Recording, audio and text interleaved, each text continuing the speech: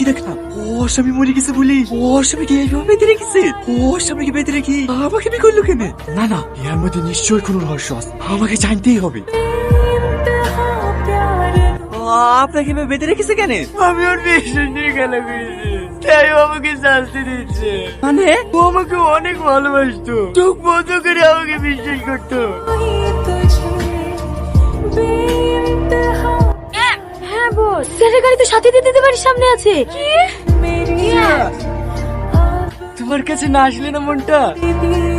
বাহ, এইটা তোমার কাছ থেকে আশা করিনি। আমি আমার নিজে থেকে তোমাকে বেশি বিশ্বাস করতাম। কেউ কিছু তোমার ব্যাপারে বললে আমি তার সাথে ঝগড়া করতাম, আর তুমি আমার সাথে এইভাবে বিশ্বাসঘাতকতা করলে।